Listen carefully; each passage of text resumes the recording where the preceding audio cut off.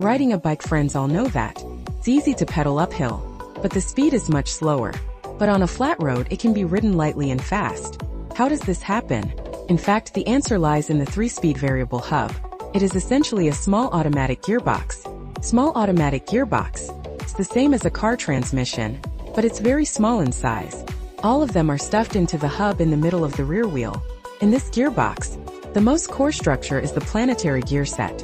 Let's look from the outside to the inside. The outermost metal shell is the rear hub shell you see. It is connected to the rim through spokes. As long as the shell rotates, the entire rear wheel will rotate.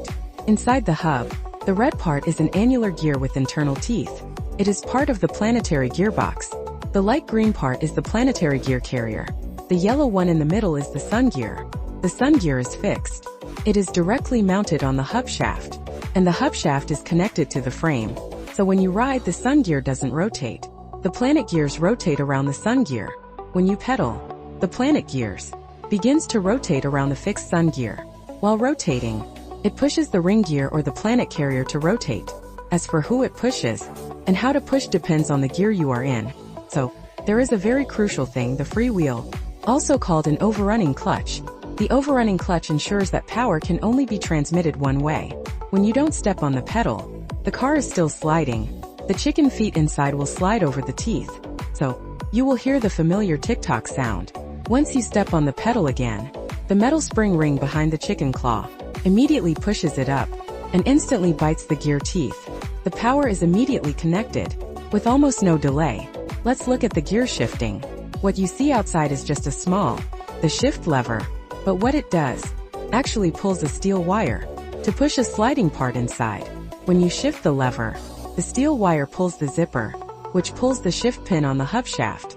But it's not the shift lever that does the work, but the sliding clutch inside the hub. All gear changes in the hub are essentially controlled by it. You can think of the sliding clutch as a gear selector that moves back and forth.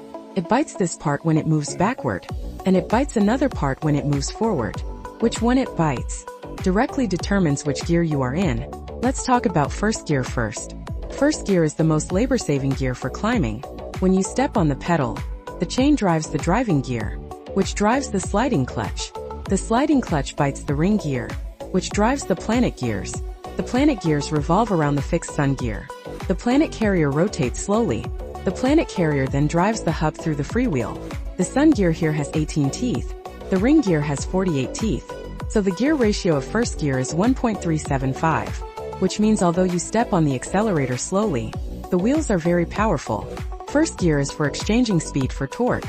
So first gear is not fast, but it's really labor-saving. Next, pull the shift lever zipper. Release the spring and push the sliding clutch forward a bit. This time it engages second gear. Second gear is a direct drive gear, with a transmission ratio of 1:1. The power no longer goes around the planetary gears, but directly from the chain to the hub. Although the planet gears are rotating, but does not participate in transmission, but just rotate with it. Second gear doesn't save effort or accelerate. You can only move as much as you step on. Continue to shift gears. The sliding clutch is pushed to the front. This is the third gear. Third gear is a typical speed-up gear.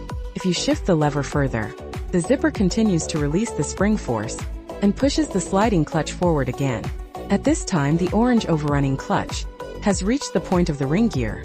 It can't move forward anymore, but the sliding clutch is still moving forward. But it no longer bites the ring gear, but instead bites the green planet gear of the planetary gearbox. That is to say, in third gear, the sprocket no longer directly pushes the ring gear, but pushes the planetary carrier first. The planet carrier has been driven by the sprocket. The planet gears begins to rotate around the fixed sun gear. This rotation, which in turn pushes the ring gear faster. Then the high-speed rotating ring gear directly drives the orange overrunning clutch. The gear from second gear has already engaged with the clutch body, so the torque is transmitted to the hub and drives the entire rear wheel to rotate. From the perspective of the planetary gearbox, third gear is actually the input of the planet carrier, and the ring gear output. This forms a typical high gear transmission. The speed increases, and torque decreases, which is the opposite of first gear. In third gear, the input and output roles of the planetary gearbox are swapped, ultimately forming a transmission ratio of 0.727. so you will obviously feel that. The wheels rotate faster than you step on the accelerator, but the pedal will be significantly heavier. This is the essence of third gear. It trades torque for speed.